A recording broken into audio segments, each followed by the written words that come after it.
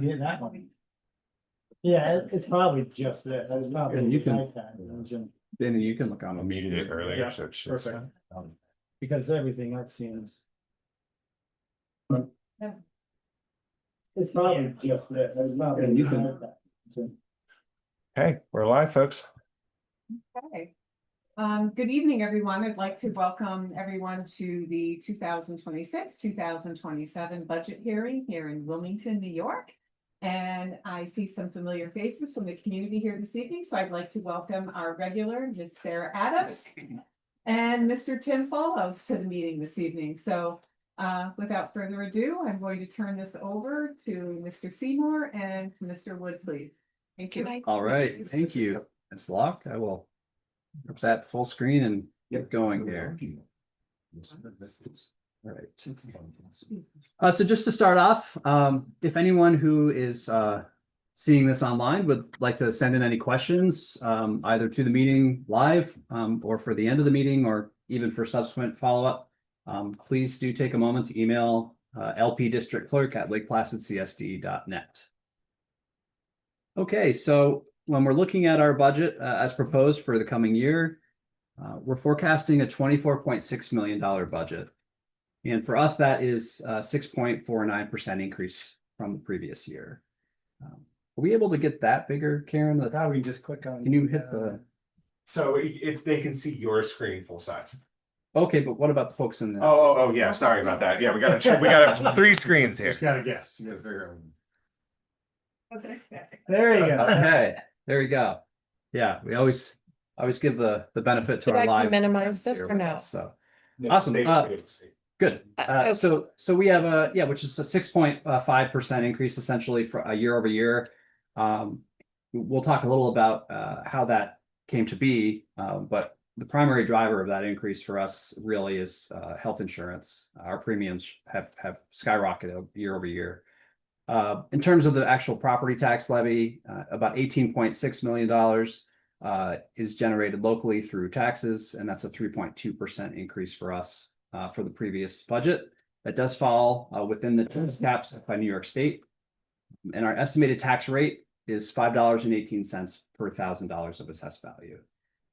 That's about a 20-cent increase over the 2025 budget, not a percent increase. We also have 3 seats that are open on our Board of Education that will be on the ballot. And the Wilmington Library is also seeking an increase of $271 to their budget. So those are the things that are going to be on the ballot. Oh, also the bus, And yes, we have a bus the bus proposition for 3 gas-powered buses too. Yep. So our district, for those who are familiar with Lake Placid and Wilmington, know that 84% roughly of all of our total revenue is generated from local funds. New York State, has a formula in place to determine the level of state aid that school districts get, and communities with higher assessed values of property receive less state aid than communities who have lower assessed values. So 84% of ours, 76% comes from property taxes. And we're looking at appropriating 8% of our fund balance this year to deal with the gap between our expenses and revenue, which really is the direct result of those health insurance increases that I referenced earlier. When we talk about how we actually use our funds, I mean, our motto for our district for many years has been students first and foremost, and our budget is a representation of that ethos. So 80% of all of the revenue that we have goes directly towards student programming. 12% goes towards capital expenses, any debts that the district is carrying from previous capital projects, so energy performance contracts. And then 8% goes to the administration of the district, which includes our business office. It includes myself and the board, Mr. Wood. It also includes the BOCES administrative budget as well. So those all fall into our administrative component. But when we look at this, we always say if we can have 80% of our total revenue going towards student programming, then we're doing something right. So we're pleased with that. When we look at our expenses by category, we are, as Dana often says, very people-driven industry, and certainly our expenses reflect that. So of all the dollars that we spend, 83 cents of each one comes and goes towards the salaries and benefits of the personnel that work to work with our students. So 45% of salaries, 38% of benefits, and then we have 8% in BOCES costs. And then our other 9% is a bit of a potpourri, including technology, materials, professional development, and debt service. So those together really comprise the major expense categories for the district. I'll turn it over to you, Mr. Wood. You could talk a little about our levy historically and how it's going to hit residents this year. Sure. So as Tim mentioned, the projected is $5.18. And basically how that is calculated is we use current year's formula. It's a projection because we don't have the final numbers until August when the values are set, assessments are set, and then we actually generate that. And if you look at this graph here, you can see in reality over the last 5+ years, our assessments, our tax levy has actually gone down. We had a high in 2021 of $7.20. And really since then it is going down. Current year is $4.97. So that's really attributed to the fact that over these, same number of years, the total gross valuation of all the properties within our community have gone up. And they're generally going up anywhere from $100 to $200 million a year. So that's why our rates are steadily going down and not steadily going up. So this slide here just kind of takes that and carries it a little bit further into maybe some more real numbers.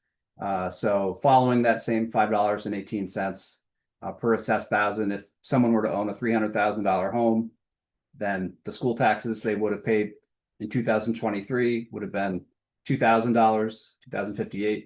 And then as that reduced with the assessed value increasing overall, over that span of time up until our proposed budget for this coming year, it was a total increase of $63 for families. So certainly we recognize, increased costs, have an impact on families, and we're sensitive to that, but we are also very fortunate to have the lowest tax rate in the region.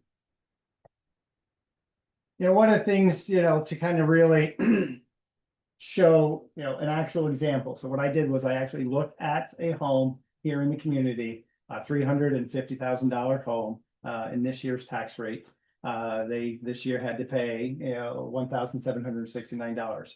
I looked back 2 years ago, so back in 2023, that same home was worth $307,000. So over that time, within those 3 years, the value of that home has gone up over $43,000. Over that same time, their increase in taxes was $69. So they really just paid $69 more from 2023 to current year. So when you talk about, well, how is it going to impact that person? This is an actual example. I mean, I looked right into the tax rolls. I literally just looked at a house that was at $350,000, kind of like that average price, and worked back from there just to see what that person has actually paid over these last 3 years. And then you can see here, Tim was able to put this together. We got this from a couple different sources, but really what this is showing you is Lake Placid. We're at the very ends. We are the lowest rates basically in this immediate area. There's a dozen different school districts on this list, and you can see Tupper Lake is sitting at a high of a little over $18. And we are at $5.18 projection. The next closest one that's not on here I could find was Long Lake, and they were sitting at $5.95 per thousand. So and that's kind of been the trend. I looked at this a couple of years ago when we were sitting at about the $7.20. We were Long Lake and maybe Schroon Lake were a little lower than us at that time. So we have historically been one of the lowest tax levy districts in the immediate area. What about health insurance? Sure. So, as Tim has been saying, is really the driver, for our increase is the 22% increase in our health insurance. And really, what that just comes down to what has transpired over the last couple of years with the health plan. Over these last 2 years, the plan has seen a large usage. And as a result, the plan itself has lost nearly $10 million with over the last 2 years. Fortunately, our health consortium, had a reserve, so it's not like they had to ask school districts to come up with this money to, basically balance the books. It had a nice healthy reserve where it could absorb that $10 million, but the health consortium is now at a point where, in order to maintain our state's mandated reserves, they needed to, bring a 22% increase this coming year to kind of correct everything, because as the budget gets bigger for the health consortium, we need to maintain at least 25% in reserves off of that. And that goes up every year based off of the actual expenses. So this is right now, a one-time 22% bump. By doing this, if the projections hold still true, we're probably looking at maybe an 8% the following year, and then trending it out. That 8% is probably going to be the trend over the next few years. So this is really a one big jump, and then it will go back down to the levels that we have been accustomed to. I think you hit those points pretty well, Mr. Woods, so I'll move to the next slide here. You could just give an overview of the reserves for everyone. Sure. One of the things that we have been able to do over the, few years with our district is, have some restricted reserves that are specific for certain expenses, and most of these started before I came into this position. Unemployment, tax surgery, employee benefits. Over the last couple of years, we've added a capital reserve. We've added the retirement, and then the repair reserve. So these are restricted, and they're only to be used for specific reasons. Like the capital reserve, that's how we're going to pay for the 3 buses that are on the proposition this year. So it's not in the budgets, and one of the things you do with these restrictive reserves is it helps offset budgetary costs over each year, so that you don't have to build that in. So it's reducing our need for the year, because we have the reserves to spend that, as well as the repair reserves. We've had the board here has approved a number of projects over the last couple of years. There's funds from that, so that helps us maintain our infrastructure, our buildings, our grounds, without building things into the budget for these expenses, and or putting together a large capital project put out to the voters to do these things. So the whole idea is to use this when the needs come up, so that we can keep it out of the budget and maintain a lower budget. Currently, we have, this is what we've talked about, our unallocated reserves, our unassigned fund balance. It's a little over it's $3.7 million, and you can see that we have appropriated in the current year 1.2, as well as this coming year we are proposing an appropriation of a little over $2 million, and the use of $537,000 in our capital reserve for the buses. So basically, when you look at this, the projection as it stands by the end of June 2027 is we're going to be sitting at a little over $1.6 million in our reserves, or about 6.82%, if everything projects out.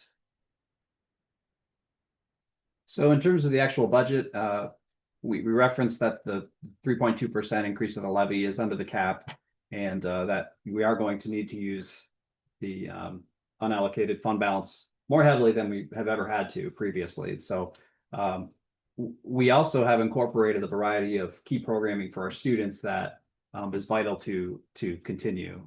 So last year we started back our driver education program, which has been very fruitful for our students, and the coming year we're actually able to expand that into additional sections. So we're really excited for that for our kids. We are it will be now the 5th year of our community schools program. It's one of our flagship programs in the district where we try to find the things that can lift up all students regardless of what their station may be outside of school. And we provide enrichment opportunities for them. We help meet gaps that they may have.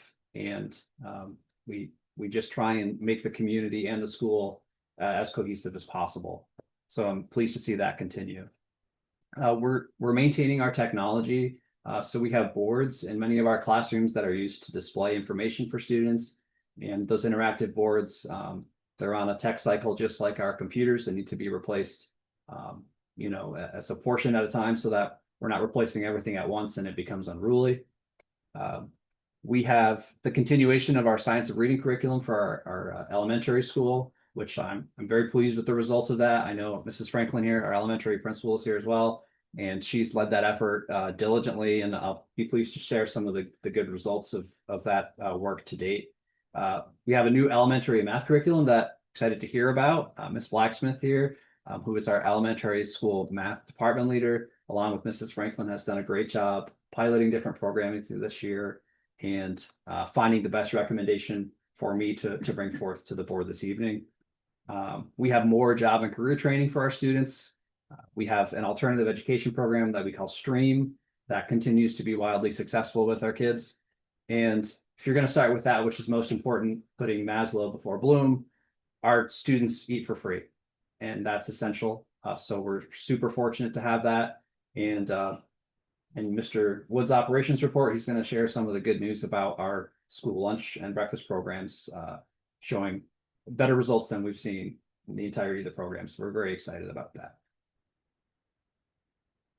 So there's a lot of reasons to be proud of our district. I think one of the things that we reference a lot in our strategic plan is our devotion to seeking academic excellence.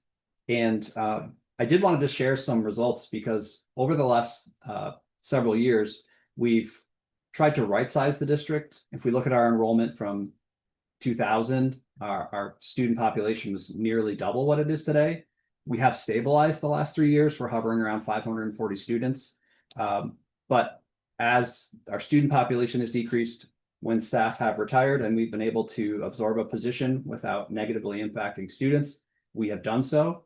Over the past several years, that's been to the tune of 14 positions in our district. And whenever you're making those difficult choices and potentially increasing class sizes, we want to make sure that we're not adversely impacting instruction. So this first chart is our 3 through 8 results in math over the past 4 years. We have increased in proficiency level 3 and 4 students on those every year, 66% in 2025. I'd be remiss to not say thank you to Ms. Blacksmith, who's here, who led a lot of that effort as our RTI math provider. So thank you. But all of our elementary teams has done wonderful in the middle high school as well. That 25% increase in math proficiency puts us at the highest of regional peers. So we've really outpaced everyone, particularly the last 2 years, and I'm just excited to see that growth. When it comes to ELA, we've seen similarly positive results over the past 4 years. We have a 63% proficiency rate for our ELA tests, starting off at 45% in 2022. So we've definitely grown. And once again, we are atop the list of our regional peer districts in terms of our performance. So certainly we know that students are not a test score. There's so much more to that, but we're grateful to see that our efforts and the efforts of our team are really paying off. I reference community schools, but there's so many things our community schools program does, from buying shoes for a student when they need it, or cleats before a game if they don't have them, to arranging trips to different areas to try and give our students an opportunity to better understand their world. So we're really fortunate to have a great community schools program that will continue in this budget. We promote community service and volunteerism. In fact, it's actually a graduation requirement. So students have to complete 30 hours of volunteer hours, and then they have to complete a capstone project and present on the findings of their project prior to graduation. So we appreciate that. these are our kids during park cleanup day. I think that's Newman Street if my park knowledge continues to hold. This is our UPK program. So we offer free full day, high quality UPK. Our partner is St. Agnes School. And so we have a close partnership with them and have a steady enrollment in that program, which is great for early intervention to support student learning. We have outstanding music, arts, and performing arts programs, top notch all across the board.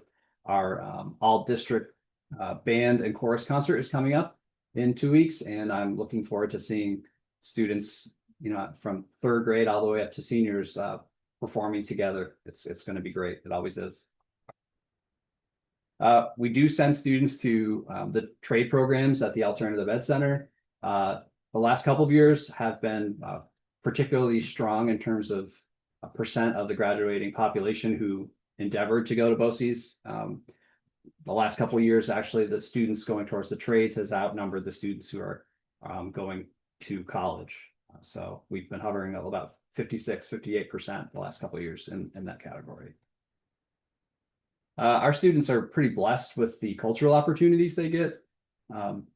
They travel to Proctor's Theater to see musicals. They travel to the state capitol and Grants Cottage. This all takes place in elementary school. And then by the time they're in 8th grade, they go to a larger, more federal experience, thanks to the support of the Lucy family, who provides our DC trip to all of our students at no cost. It's pretty tremendous that they have that opportunity. Our athletic teams are great, competitive, excellent models of sportsmanship, and our fields are a garden spot of the Adirondacks. So there's a lot of reasons to be proud.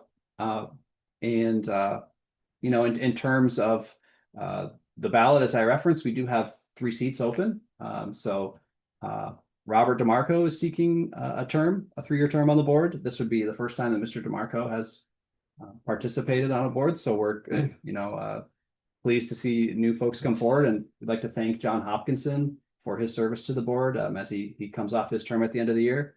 And then Ryan St. Louis and Douglas Lansing are running for an additional term, and we thank you for continuing to support the district and volunteer your time and knowledge.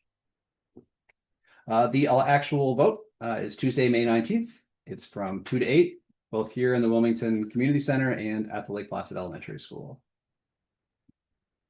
And I don't know why my bus provision slide is missing here, but that's, I had a nice big one, and the words gas powered were in bold. So I would just say that we do also have on the ballot the purchase of 3 gas powered buses that would come directly from the capital reserve. So at this time, if there are any questions, either online or in person, or comments, then we certainly would welcome those. I don't have any online. None? Okay, Wonderful. well, thank you very much. You haven't read it yet. Yeah. Give me a call if you. Yeah, you know where we are, Yeah, Sarah. that's right. Copy tonight. You'll get the newsletter in the mail over the weekend. Well, let's call our regular meeting to order, please. Would everyone stand for the pledge of allegiance? I Pledge allegiance to the flag of the United States of America and to the republic for which it stands, one nation, under God, indivisible, with liberty and justice for all. Our first item is the consent agenda. Recommended action: approve the following items which are included in the consent agenda: 6A minutes and 8D special education, please. May I have a motion? Make motion. I'll second. Any discussion on those two? If not, please vote. Aaron, I'm manual today. Okay, thank you very much, Dawn.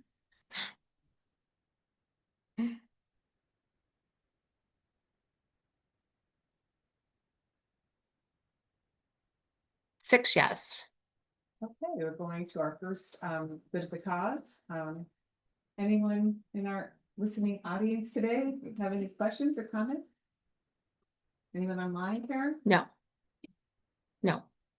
Under information for the public, there is nothing there this evening other than our presentation that we just had. We'd like to move then on to our presentation for this evening. We have Miss Sonia Franklin and Miss Amanda Blacksmith that will present to us this evening on the new math curriculum, Desmos math program. So we're looking forward to hearing from both of you. Thank you. And I will share a screen here that you can reference if you so choose, ladies, provided that I have the aptitude and the ability. Paper copy, but I don't have my glass Uh, to read it. So it says that I'm sharing, Karen, but I think doesn't It's feel like it. Sharing, yeah, no, because this is what, Just- this is what it's showing. Did you choose, Let me try again. This time I'll try and do it. You should have made Joe stay. and then just, yeah, I know. See again. Yay. All right. That was the plan the whole time. Excellent. No. 30 seconds. Are you all right if I drive? Is that okay? Oh, you drive. Okay, then by all means, thank you for joining us. Thank you. We're here to talk about a math program. I have been at Lake Placid Elementary School for 11 years now, and we've been using the same math program. So, a lot of things have changed in 11 years. I realize you think math is stagnant, but the way kids have learned and the kids that we have in front of us is definitely not stagnant. It's definitely ever changing. All right, so why we chose Desmos Math. First of all, let me explain that we piloted 2 programs. We had two, it's like, we're just gonna ignore the alarm. We had 2 teachers pilot both programs. So we had 2 teachers this year working with Amplified Desmos. We had 2 teachers that were working with Eureka Squared. And then we've been, the remainder of the teachers have been using the same program we were using before, which was Envisions. So we've actually been working with 3 programs throughout this year. So we really have dove in and taken a look at all of them.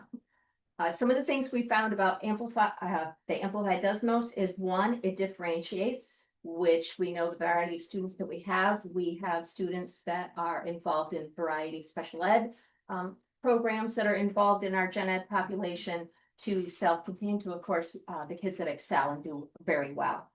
The other reason why we chose it and looked like it is had a lot of practical applications. Kids always ask, why do I need to know this?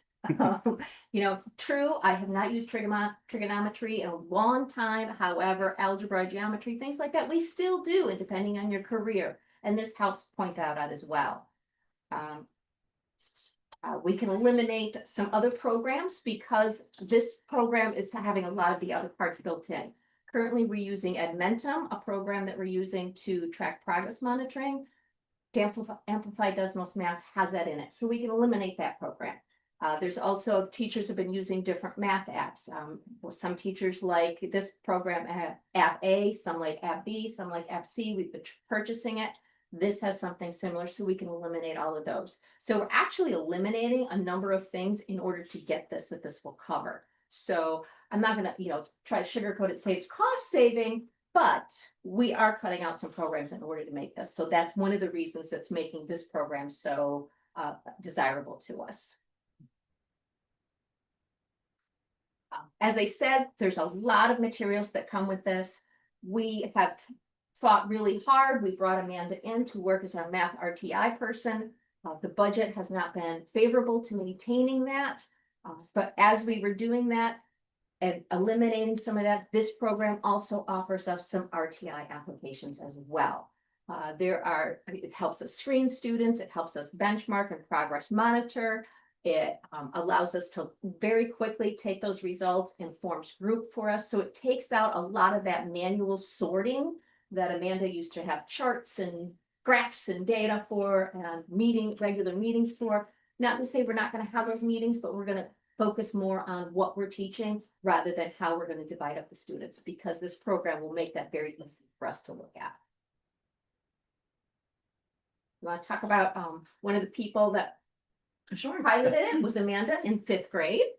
So yes, one of the things that I want to thank you for is that even though we don't have a full-time RTI position anymore, we did keep the RTI time in the schedule for all of the classes. And I think that makes a huge difference because you are able to use that extra 30-minute block to differentiate with your students and work in a small group. There is some independent instruction that they can do. through Boost, which is great because when we're using two different programs, we're talking about two different languages, two different graphics. And I think this is much more effective because the Boost lessons that are online, they adapt to them and they are using the same exact visuals that we used in the main lesson. So I think that's really great. It is definitely different than what we're used to doing. Whether it was Envisions or Eureka, a lot of the programs that we are used to have a gradual release of responsibility. Basically what that means, it's a pattern of I do, we do, you do. So I do, the teacher shows what it is that we're going to do. We do, we kind of try a couple problems together. And then you do it on your own. This kind of flips it around, which is unusual. It is not at all what we're used to. And it's a little bit scary to begin with. And then you start to see that it really has a really great impact on what the kids are understanding. So when we flip it backwards, instead of starting with I do, it's like, okay, here's a problem. What are you gonna do? You know, how are you going to figure it out? And of course, there's a little warm up leading up to it. Some activities where we say, what do you notice? What do you wonder? A lot of discourse or talking to each other. And then you kind of have to step back and walk around and kind of support them as they do the thinking on their own. Then the we do is everyone talks about the strategies that they use, which is really, really cool to hear all the different ways that kids are able to come up with, and also to hear their language, the way that they explain it to other kids helps them to understand it. I really love that part. And then of course, at the end, we can come back and say, okay, there are other strategies as well that maybe you guys didn't think of. This may be more efficient, but because they figured out on their own what worked best for them, they build such a strong understanding of what is happening. And because it's bound to happen, they forget more of the procedural fluency or algorithms, they have that understanding to fall back on. For an example, we are reviewing decimals, and whether you're adding or subtracting, multiplying decimals, or dividing a whole number by a decimal by a decimal, or a decimal by a whole number, the rules change for what you're doing with those decimals. It is a lot to remember. So as we are reviewing, a lot of the kids are very quick to say, wait a minute, I forgot what to do. What do we do with the decimal again? Or they try to do the loop-de-loop that they do with multiplication on addition. It's a lot to remember. But because of this program, I'm able to say, well, okay, what is it? Can you think about really what is happening here? If you are starting with this, just for an example, just a very simple example that comes to mind is if you have 25 cents and you're dividing it among your 5 friends, what is happening? Is your number getting bigger or smaller? Oh, okay, it's getting smaller. And then they're able to understand where the decimal would go. So when we're talking about much bigger numbers than 25 cents, they may do a long division problem with decimals and come up with an answer that is 5, 3, 2, 4, 8, 7, and they don't know where that decimal goes. And if they forgot the rule, they can think, well, let's estimate. If you started with 6.325, can we say that's about 6? And if you are dividing by 0.524, can you say that's about half? And if you're starting with 6 and dividing by half, can you say your answer is going to be around 3? So now is your answer 3 point something something something, or is it 0.0003? They're able, is it going to be 3,000? And it really helps them to understand what's happening. And it's great, over the last few years of doing RTI, we had some students who just in general struggled with math, and then we had some students who did really, really well with computation. They were very good at memorizing algorithms, but they weren't able to apply them so much. So sometimes, they kind of flew under the radar because their computation was great. And then when they were given word problems, they weren't really able to figure out what was happening and know when to use addition or multiplication or division. This program really, really helps with that. The other thing that we had were students were really, really good with concepts, but not so good at memorizing the formulas. And this really helps, I think, with both, because they're really understanding more what it is that they're doing. It has been, like I said, it's very different than what we're using, what we have used. And it's a little bit uncomfortable in the beginning as teachers, because you want to show them the right way and you have to let them kind of have that productive struggle for a little bit. But then when you hear them go, oh, okay, I get it. That makes sense. Now I know. It's really rewarding, and I do think that it is a big switch, but that over time. Especially, you know, for the kids who are starting, I think kindergarten first, second, by the time they get into middle high school, I think they'll have a much stronger understanding of that. Awesome. And it's supposed to be moving, but Yeah. it might have just been like Amanda just kind of nailed it, so we're good. Oh, I see. There's smaller things there. I apologize for not That's giving you all of that information. So yes, so this program itself, as Amanda said, is a little bit different, it's a little bit unique. So one of the things I tried to do was, of course, hey, who in the area, who in the region uses this program? So I reach out to my BOCES cohorts as we meet regularly and say, is anybody using this? Crickets, nobody is. But nobody was using the science of reading either until we did.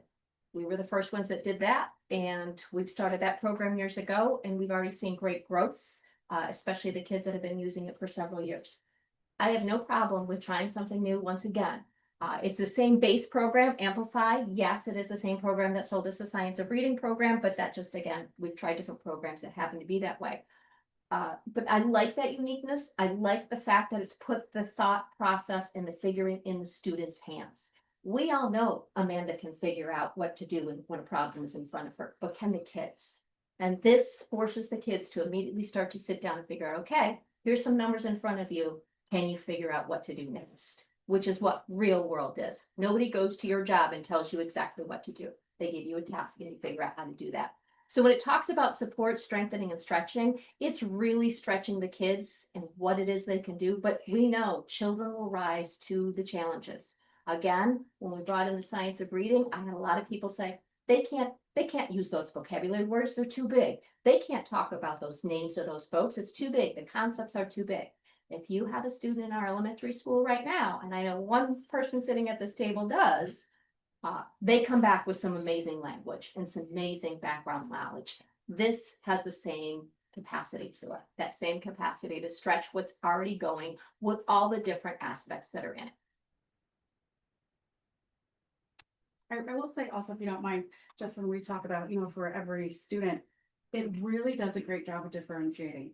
It especially even in the warm-ups when it's what do you notice, what do you wonder, it gives all students of all abilities the chance to raise their hand. And you as the teacher can decide, you know, because there's some things you notice right away, and then some things that you have to think more deeply about. So you can choose, you know, to differentiate in that way and give every student a chance.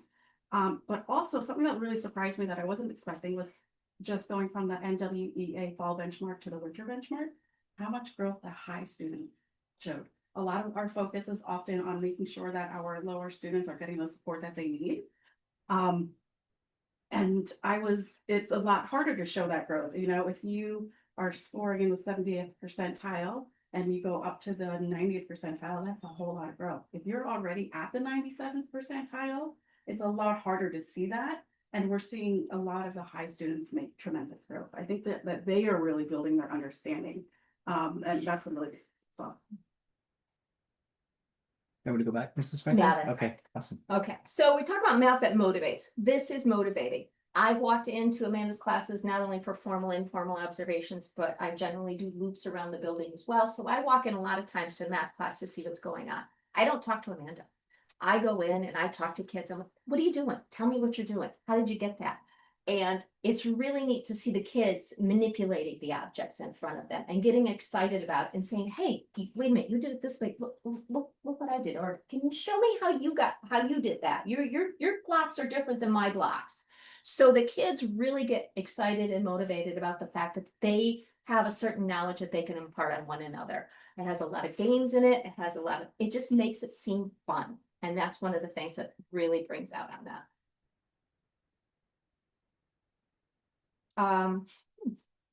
You want me to jump around a little, Mrs. Franklin? Confused, but that's okay. I'll work with what's up there. All right. As we said, we had a number of committee members that worked on this. We had grade representatives from every grade. They had the opportunity to see each other teach as well as having their monthly meetings where they would talk about what was going on, what was the success. So we spoke with all of them. We said, as I said before, 4 people piloted this program within it. So those members are indicated too. So we really did look at it K through 5 to see what was be the best and have the input from everybody. Huh. Okay. One of the other things I want to mention is that training is involved in it, so we don't have to pay anything extra for the PD. That is part of the program as well. It also, some of the times we worry about the amount of material. There's 145 days worth of lessons. We have 180 days in our calendar year, which allows for all those other fun things without teachers feeling that rush, like I can't go on a field trip, or I don't want that assembly because it's going to take time away from what I have to do. They understand that. They understand that there's more to education than just the textbook, that also those events are also available and valuable too. 7 units in 145 days is very doable for our folks. And each lesson is designed to be 60 minutes. And that's the way we create our schedule, is with that 60-minute schedule. So it really looks at what our needs are, what our students' needs are, and I believe it really fulfills that. I think as proud as I am of our results, and Tim shared our growth on ELA and math, and my response was immediately, okay, now how do I get to 80%? And I think this is going to help us. I think that this is really going to help us. And just 2 thoughts from me, other than thank you both. The first is that with the adoption of this math program, we will have cohesion K through 5. And you've been here 11 years, Mrs. Franklin. Have you ever had cohesion in math? No, it's always been, I like this program, I'm going to use it. I like this program, even though we've had Envisions. There's some grade levels that really are good with the fidelity of it. And then there's some that just pull out teachers pay teachers, or they pull out, I found this on Facebook chat group, or things like that. So the cohesion is what we really were striving for, having that language that continues from kindergarten on. So that same phrase is being used and the kids can really get it. We know once you get to high school, they'll be using different terminology in that, but they'll have the concepts down and they'll understand what the concepts are. And that's what's really true. If you have a good foundation, everybody knows, good foundation, good bones, every house can be saved. So that's what this is going to provide us, that good foundation. I think it will also save a lot of time in the beginning of the year, because a lot of times you are teaching the routine and you're teaching how to access this program or that program, and they will already be familiar with it. You know, when they get to 5th grade and you say, okay, we're going to open up Desmos, they're going to know exactly what you're talking about. When you talk about a routine, what you notice, what you wonder, they're going to be familiar with that as well. So second point I want to make, and then I have a question if you don't mind.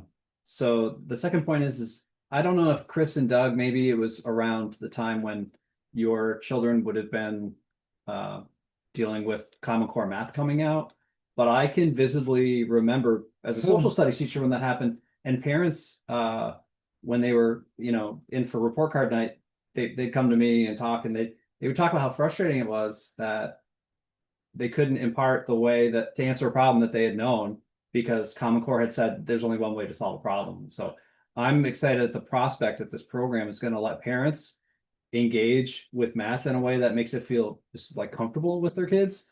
So I applaud this decision. I think it's great. And my question is one that I think it's a lens we're going to put on everything and have the last several months in particular is what's the reliance on technology with this program and paper-based? How does that break down? Yeah, so most of the lessons start out with the teacher at the board using the presentation slides that you can move through at your own pace. And it's great because it will, some of the, sorry, down at the bottom will have something like sample student responses. So just in case you have some students who are wondering, you can kind of take a peek at that and say, okay, so some students also thought of this. And also remind them of the right kind of math vocabulary to use when we're doing it. So that is really great. During this time when we're presenting at the board and they're working through things, they have their lesson book in front of them, but they don't actually need to open it yet. We're just talking and thinking and doing, and then they open up their lesson book when it's time for them to actually try something out. It's a workbook, paper pencil.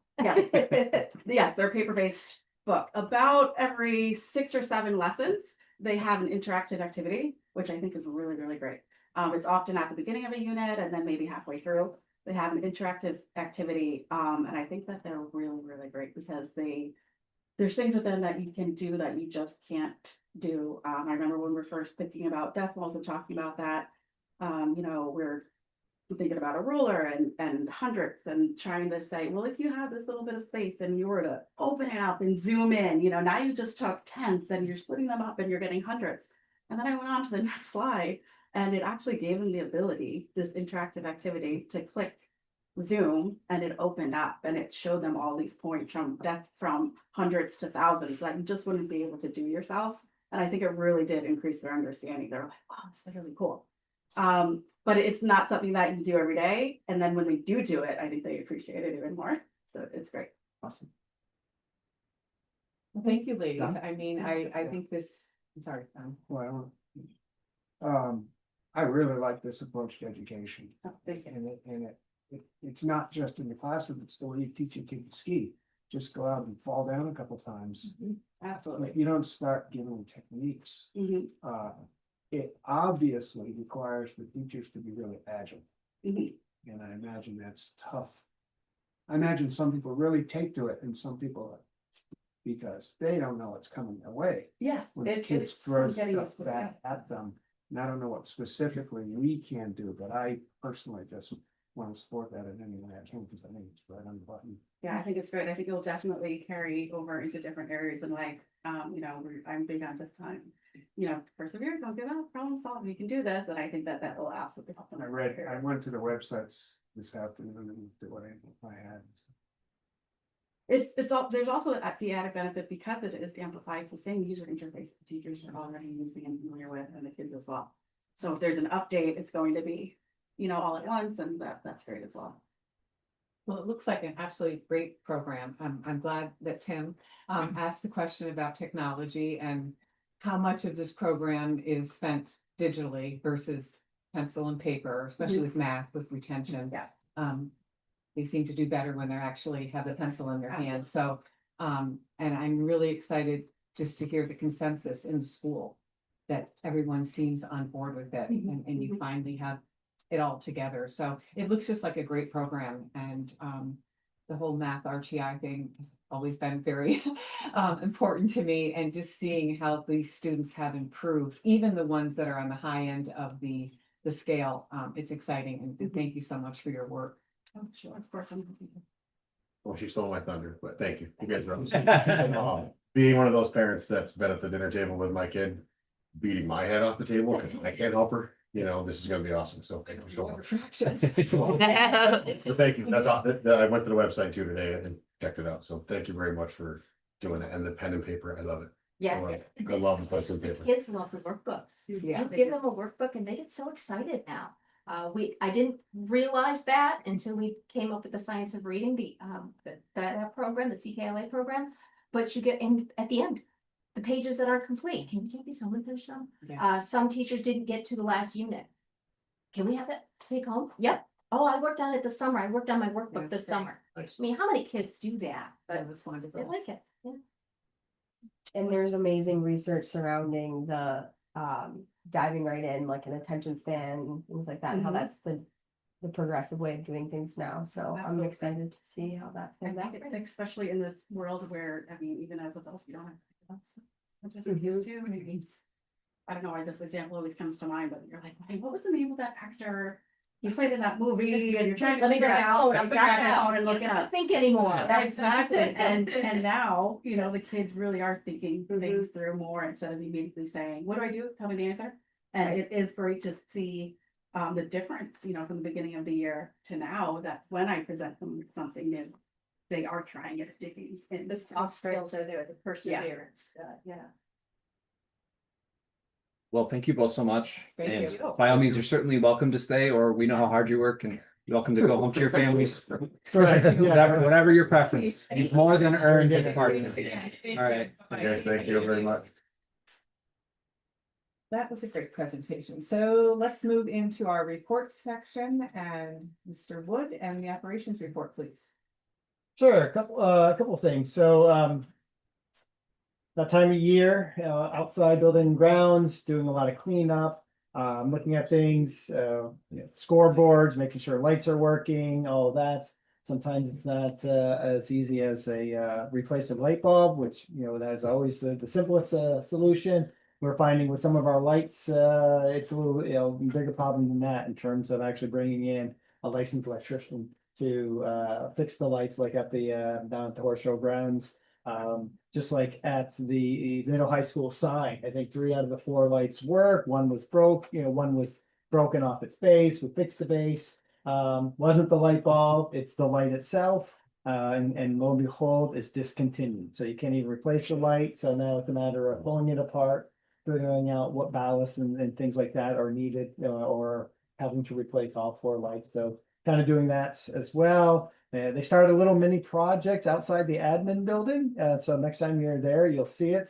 Removed a bunch of trees that were right up against the building and gonna improve the landscaping there. That really just came out of a conversation about a week ago. Beautification came, they put the flowers out and started talking about that space. So when you come into the admin building, you can see at the corner of the middle high school where we have a sign there that has a mission statement. There's a little garden and all that. So we were going to refresh that, and then it came to, hey, let's remove all the trees and build something different. So that's starting as well.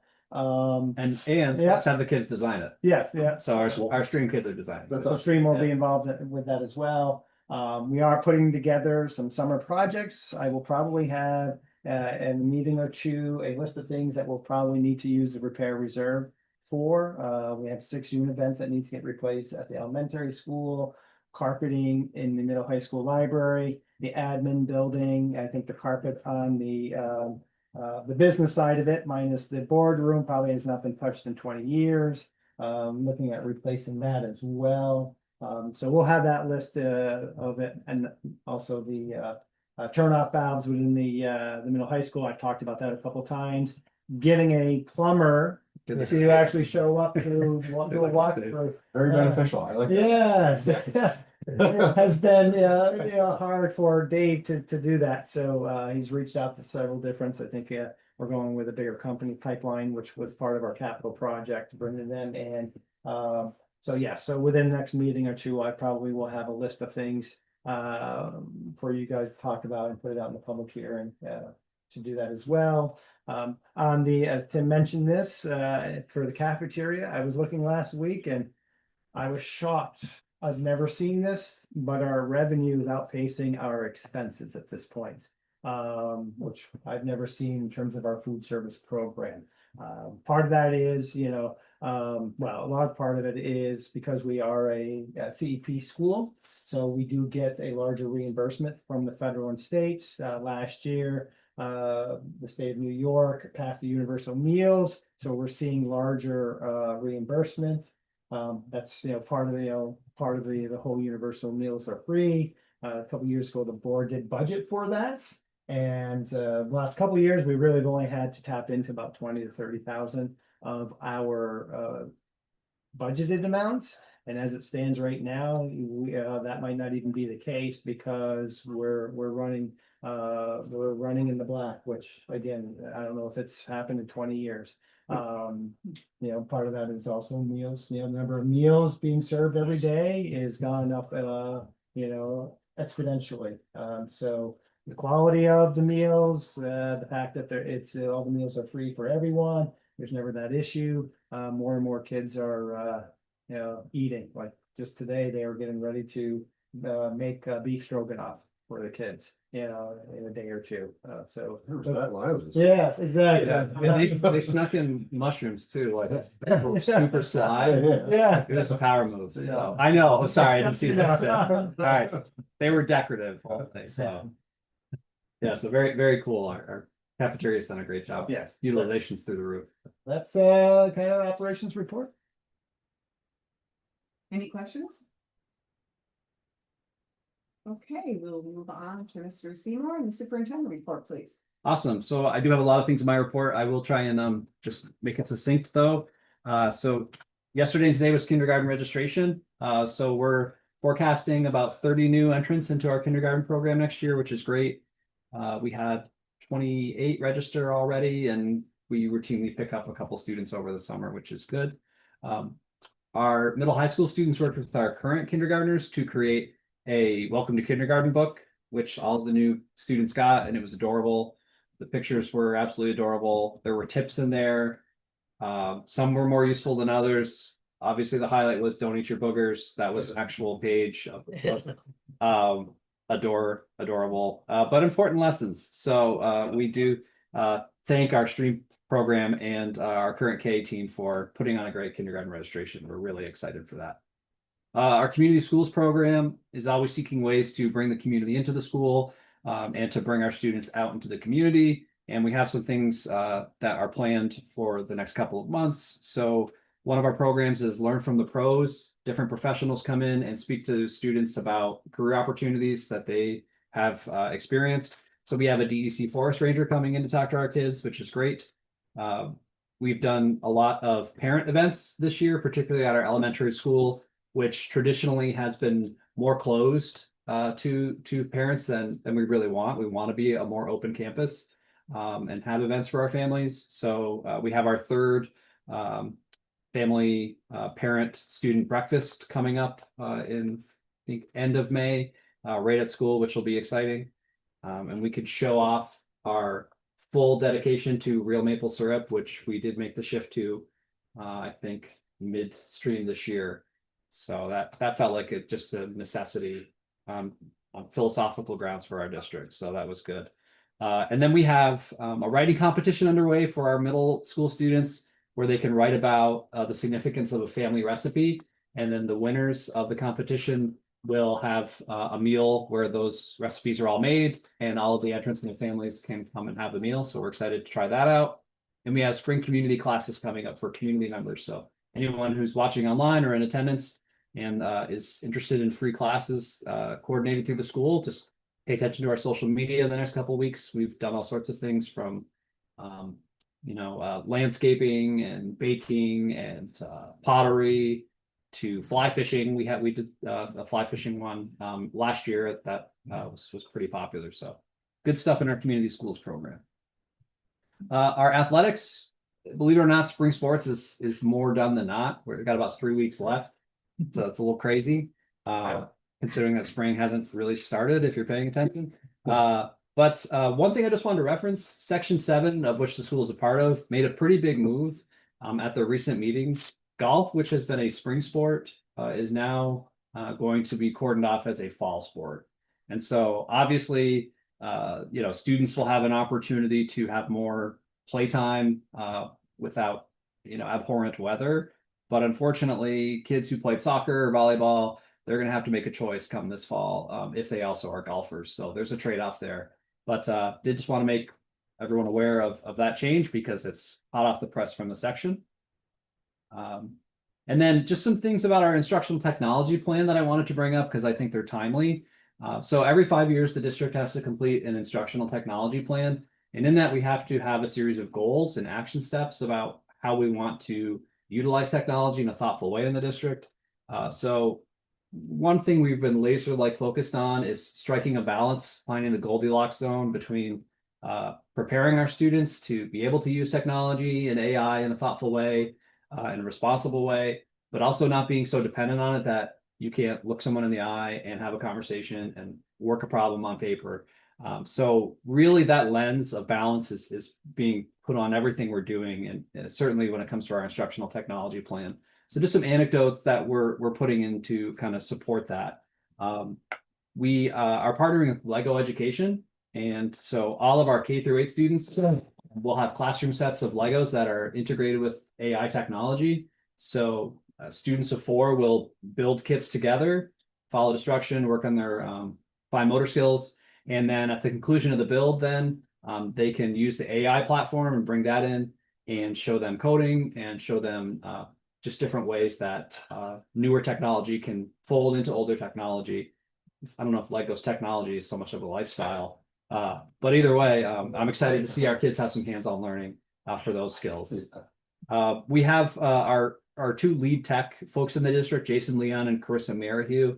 They are going to be traveling to Schenectady City School District in a couple of weeks. That district has piloted a number of AI tutors as an additional source for students, not as a supplant to remove teacher-student connections, but rather as a supplement. when students need additional help and a teacher isn't available. So it'll be interesting to see how those are working in that district and if there's any utility for us.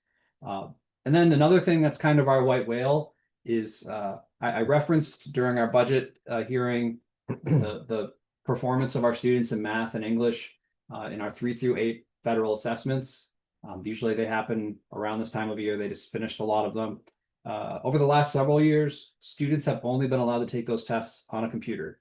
And so they start in grade 3, and without a paper-based option, you're really forced to put a computer in minimally a first grader's hands, just so they can utilize the test and show what they know.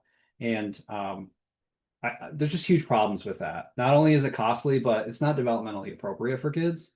And so, you know, I've been lobbying quite a bit with state ed to try and have a paper-based option available for districts so that they don't have to start such a reliance on technology so early for students. So that is yielding positive results, and had good communication with the Board of Regents. And I think there may be an avenue for districts to have more say in how they assess students before they're at an age where they're completely reliant on computers. So I think those are all positive developments. We definitely have some moving pieces in our district for anyone who may have been following us over the last couple of weeks. So after 13 years of service to the district, our middle high school principal, Teresa Lindsay, has announced her intent to retire at the end of the year. So we already have a search underway, and we are accepting applications through May 15th. And then after that, we'll be using information derived from our staff to put a leadership profile in place for the best possible candidate to succeed in the middle high school. I put out a call in our newsletters for community and parent and student representatives, and the call was met. So our committees are ready to go, and we have staff and board representation on those committees as well. So I'm excited that we have a lot of good participation and insight into who can follow in the footsteps that Miss Lindsay leaves behind, which is good. And then lastly, just in my report, this is the busiest time of year. End of year events are stacking like cordwood. So take an opportunity to see all those if you're able to make any of them. All of these culminating experiences with our kids are great. This weekend's the middle school play. We have 6th grade orientation coming up. Prom is next weekend. So our all district concert is towards the end of May, and then it's field trip city and everything in between. So lots of good stuff. It's my report. Great, thank you, Tim. Also, I just want to thank you also in advance for anything that might realize from your Board of Regents lobbying, moving some of the testing to pen and paper. So thank you. Have you, or has the elementary and middle school experienced any issues with the computer-based testing from state ed? Every year. Yeah. It's traumatic. Yeah, I heard last week they were sitting for 2 hours waiting to be able to. I think we'll see it shift. It's portrait of a graduate come through. I do, which is positive. Yeah. But we just gotta get over the hump. Yeah, I know, I agree. And even the touchscreen computers that we elected to purchase for our students in 3rd grade so they could do their math, if they have technology, they're used to touching a screen. And so those used to cost like $150 more or something than the regular units. And the cost of those is just ballooned. It's insane. So I've called it the Chromebook industrial complex for the last couple of months. And I think we need to rein it in and have number 2 pencils at the ready. So For a price of a really good copier, yeah. save the money on Chromebooks. Exactly. Exactly. There's something to be said about a good paper and pencil pack. Yeah. Next item is information for the board. A couple of items under public content. You can look at, and also under executive content. Look at those at your leisure. Minutes of the board were under consent.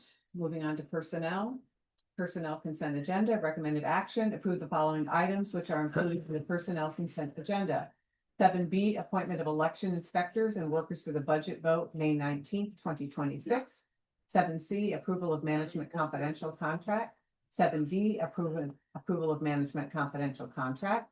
7E, summer school work appointments, 7F, teaching staff maternity leave requests, and 7G, teaching staff appointment, special ed. May I have a motion, please? Motion. Well, second.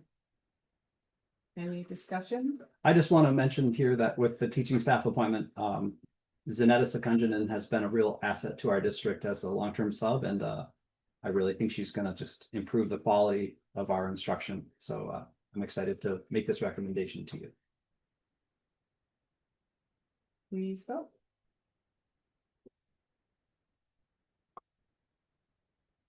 Thank you. 6 yes. Under action items. Recommended action, motion to recognize May 6th, tomorrow, 2026 as National School Nurse Day. May I have a motion, please? Thanks. Any discussion? We're grateful for them. Yes. Absolutely. Yeah. Absolutely, they're wonderful. Thank you very much. Thank you. Please vote.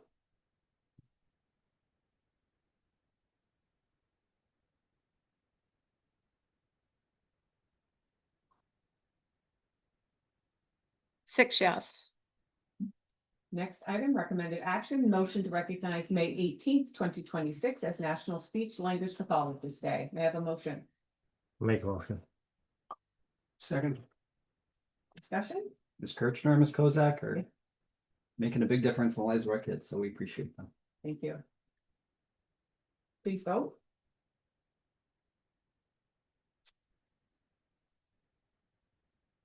Thank you.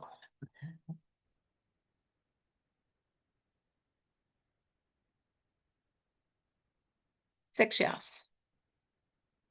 Next item, recommended action, be it resolved that the Board of Education does hereby approve the following textbook as referenced on the attached textbook recommendation form from Sonia Franklin, elementary school principal. The Amplify Desmos Math Program. May I have a motion, please? Do you have a question on that? Are we purchasing the 1 year or the 6 year? Well, right now, our plan is, we're looking at the 1 year, but we want to look at what the cost out for years 2 through 5 are before we make that determination. Okay. Yeah, so we're trying to crunch the numbers. As of now, we budgeted for a 1 year purchase. But if it's not cost effective, then I may walk across the hall and make Mr. Wood angry, so we'll see. Can I get a motion, please? Motion. I'll second. Oh, you got it. I'll get you on the board. Stephanie and Chris, is that who it is? Any other discussion? If not, please vote. Thanks, Dawn.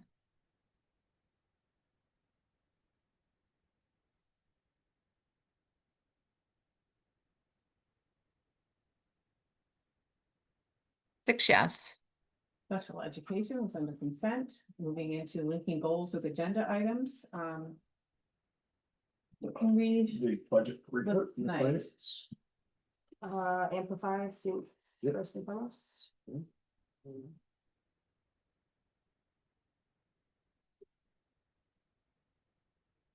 Other items? Certainly, I'm sure there's others that will pop in after our meeting. Feel free to reach out to Karen. We are now going for our second good of the cause.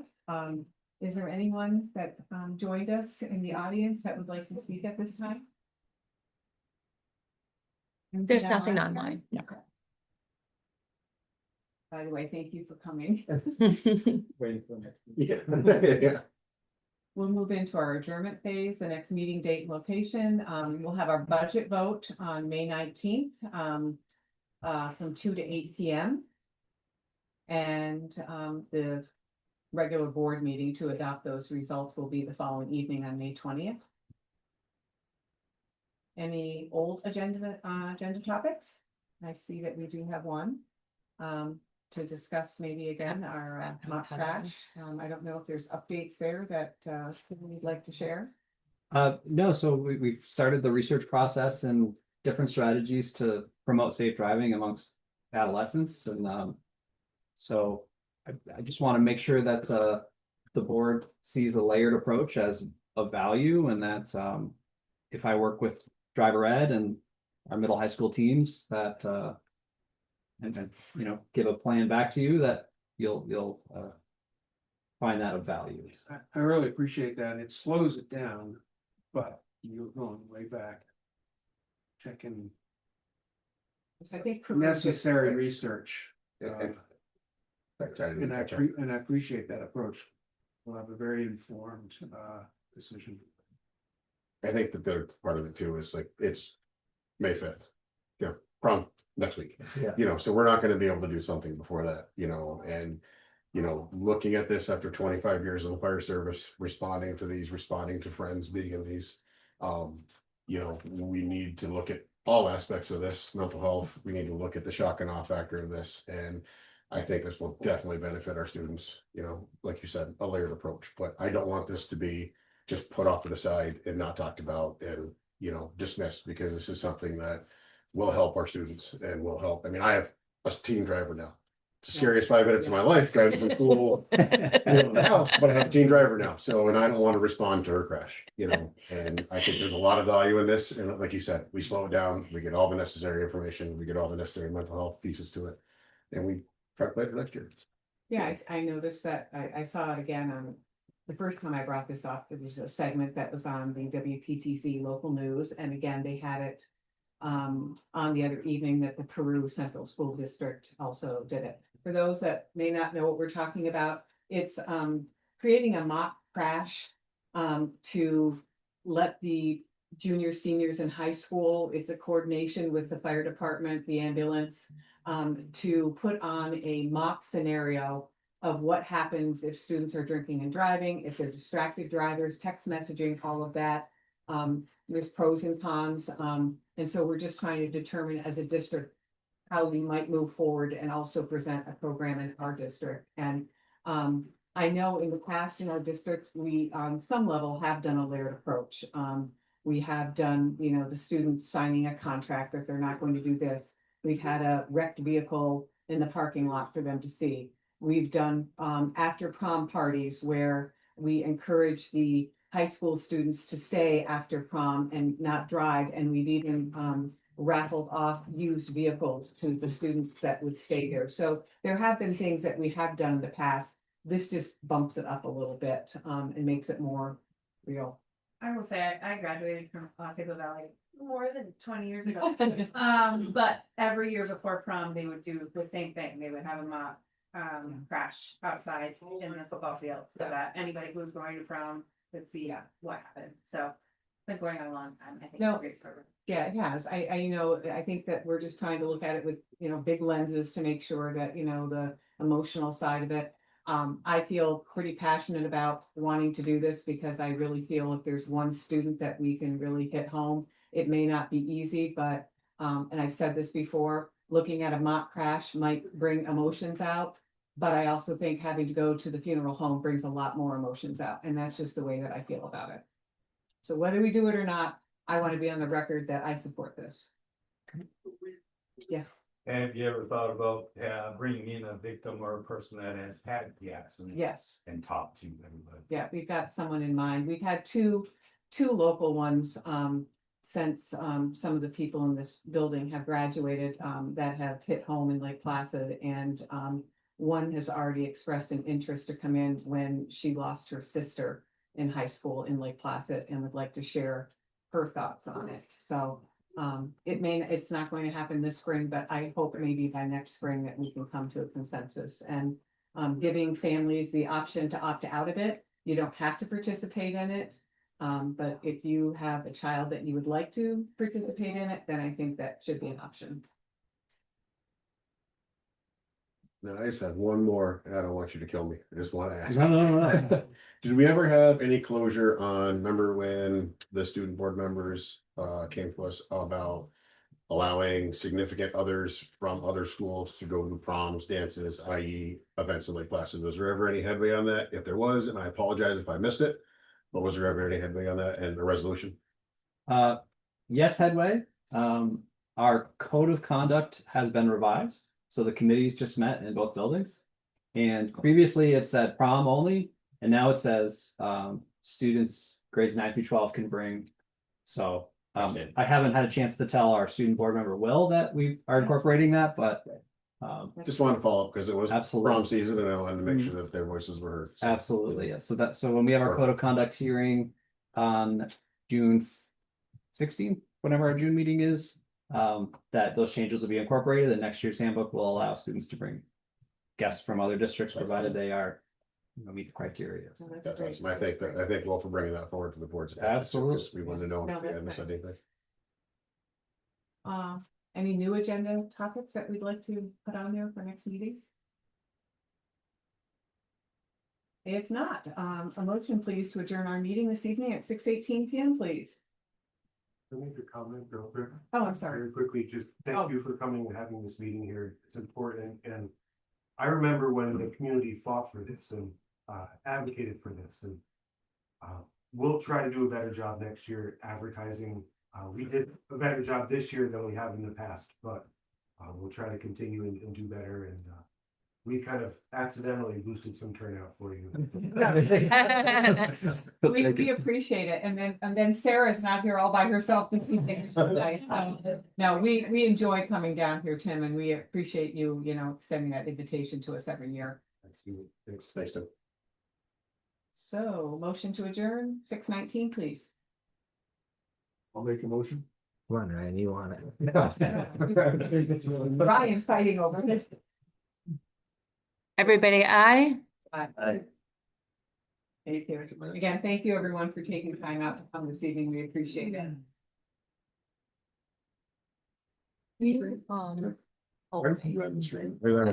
Karen is. Do I wanna do here, go here? And do, You sit in. where's that? Bottom corner right there. Yeah, don't I have to do stop live stream? I think you I wanna do You can stop end live first. stream. Yeah. Oh, yeah, you could do that.